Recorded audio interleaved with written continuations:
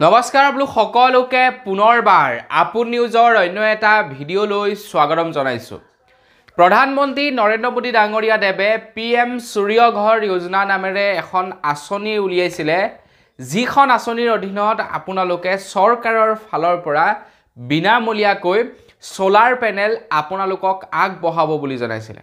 প্ৰধানমন্ত্ৰী নৰেন্দ্ৰ মোদী ডাঙৰীয়াই কৈছিলে যে মানুহক কাৰেণ্টৰ বিজুলীৰ বিলৰ পৰা ৰেহাই প্ৰদান কৰিব বুলি কৈছিলে, যাৰ কাৰণে বোলে সোলাৰ পেনেল বহাই দিব।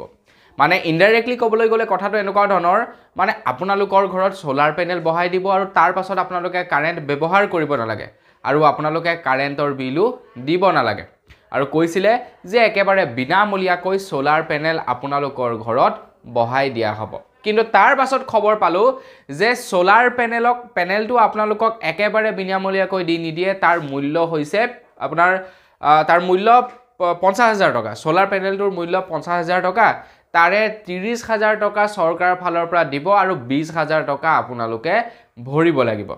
তাৰ পাছত মানুহৰ মাজত অকণমান হাহাকাৰ লাগি গ'ল। সকলোৱে বাৰু এপ্লাই কৰিছে ফ্ৰী বুলিয়ে, কিন্তু প্ৰায় সংখ্যক মানুহে গম নাপায় যে 20,000 টকা দিব লাগিব।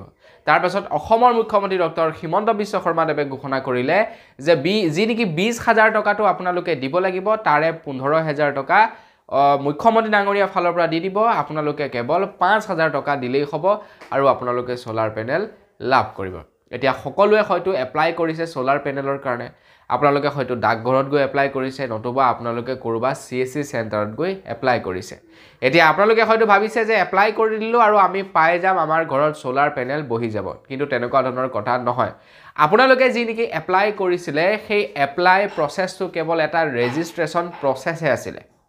যেনেকৈ নেকি আপোনালোকে এটা বেংকৰ একাউণ্ট খুলিবৰ কাৰণে আপোনালোকে প্ৰথম পৰ্যায়ত যেনেকৈ নেকি আপোনালোকৰ এপ্লিকেশ্যন ফিলআপ কৰি, মানে এখন কাগজত আপোনালোকে লিখি আপোনালোকৰ ডকুমেণ্ট পাতি ছাবমিট কৰিব লাগে, ঠিক তেনেকুৱা ধৰণৰহে কথা আছিলে।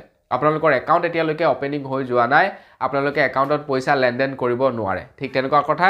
আপোনালোকে যি নেকি ইলেক্ট্ৰিচিটি বিলখন লৈ আপোনালোকে কেৱল তাতে গৈ এটা OTP আহে আপোনালোকৰ মোবাইলত, ফটো মাৰে ইলেক্ট্ৰিচিটি বিলখন আৰু আপোনালোকে ৰেজিষ্ট্ৰেশ্যন কৰিছিলে, সেয়া মাথো আপোনালোকে এপ্লাইহে কৰিছে।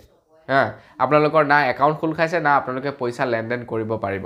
কিন্তু এতিয়াহে আপোনাৰ অৰিজিনেলি একাউণ্টখন খোল খাব, KYC আপোনালোকৰ কমপ্লিট কৰিব, আপোনালোকৰ সকলোবিলাক লেনদেন পাতি কৰিব পাৰিব। এতিয়া বন্ধু বান্ধৱীসকল, এতিয়া আপোনালোকে প্ৰকৃততে সোলাৰ পেনেলৰ কাৰণে এপ্লাই কৰিব লাগিব। ইমান দিনে যি কৰি আছিলে সেয়া ৰেজিষ্ট্ৰেশ্যন কৰি আছিলে, এতিয়াহে প্ৰকৃততে আপোনালোকে সোলাৰ পেনেলৰ কাৰণে এপ্লাই কৰিব পাৰিব।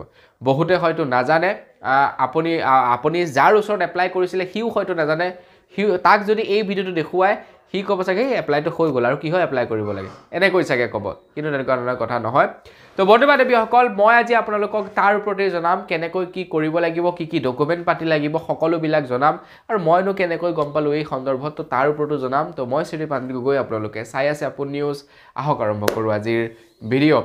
তো প্ৰধানমন্ত্ৰী ডাঙৰীয়া দেৱে এই আঁচনিখন 2023 চনৰ 15 আগষ্টৰ দিনাখন লঞ্চ কৰিছিলে এই নতুন আঁচনিখন, যিখনৰ নাম আছিলে PM সূৰ্যোদয় যোজনা।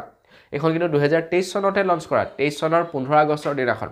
তো তেতিয়া তাৰ কিছুদিন পাছতে এই ৱেবছাইটটো মুকলি কৰিছিলে আৰু তেতিয়া মই কি কৰিছিলোঁ, তাতে ৰেজিষ্ট্ৰেশ্যন কৰিছিলোঁ। মই তেতিয়াই ৰেজিষ্ট্ৰেশ্যন কৰিছিলোঁ, আপোনালোকে তেতিয়া গমেই নাপায় এই আঁচনিখনৰ বিষয়ে। মই তেতিয়াই ৰেজিষ্ট্ৰেশ্যন কৰিছিলোঁ, কাৰণ মই নিউজবিলাক চাই থাকোঁ।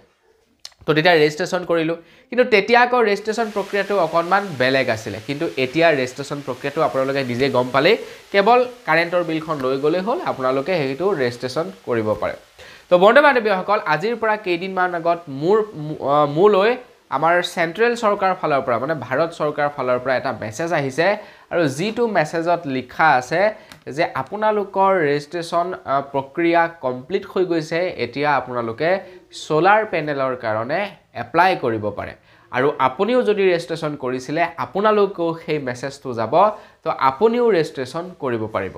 এতিয়া আপুনি এপ্লাই কৰিব পাৰিব। ইমান দিনে যে আপোনালোকে কৰিলে সেইটো ৰেজিষ্ট্ৰেশ্যনহে, এতিয়া এপ্লাই হ'ব।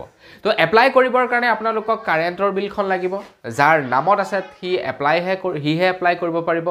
প্ৰপাৰ আপোনাৰ ঘৰৰ ওপৰৰ যিখন নেকি ছাল আছে, ছালখনৰ প্ৰপাৰ দিশ লাগিব যে কিমান স্কোৱাৰ ফুট হয় আপোনালোকৰ ঘৰত বৰ্তমান কিমান কাৰেণ্টৰ প্ৰয়োজন হয় সেইটোৰ প্ৰপাৰ হিচাপ লাগিব যে মোৰ ঘৰত 1 কিলোৱাটৰ প্ৰয়োজন হয় তো একদম প্ৰপাৰ হিচাপ লাগিব সেই অনুপাতেহে আপোনালোকক সোলাৰ পেনেল বহাই দিব আৰু তাৰ লগে লগে সবচে ইন্টাৰেষ্টিং কথাটো হৈ গ'ল আপোনালোকে ধৰি লওক অনলাইনৰ দোকানত গৈ এপ্লাই কৰিব নোৱাৰে অনলাইনৰ দোকানীয়ে আহি আপোনালোকৰ ঘৰত এপ্লাই কৰি দিব লাগিব নতুবা আপোনালোকে নিজেই এপ্লাই কৰিব লাগিব কাৰণ এতিয়া লোকেশন লোৱা হ'ব যিটো লোকেশনৰ বাবে আপুনি এপ্লাই কৰিব সেই লোকেশনটোতহে আহি আপোনাৰ সোলাৰ পেনেলটো বহাই দিয়া হ'ব গতিকতে আপোনালোকে ঘৰত থাকি হয়তো অনলাইনৰ দোকানী আপোনালোকৰ ঘৰলৈ আহিব লাগিব নতুবা আপুনি নিজেই এপ্লাই কৰিব লাগিব ঘৰত থাকি গোটেই ঘৰৰ ফটো দিব লাগিব ঘৰৰ কোনটো দিশত আছে সেইটো ডিটেইলছ ভৰাব লাগিব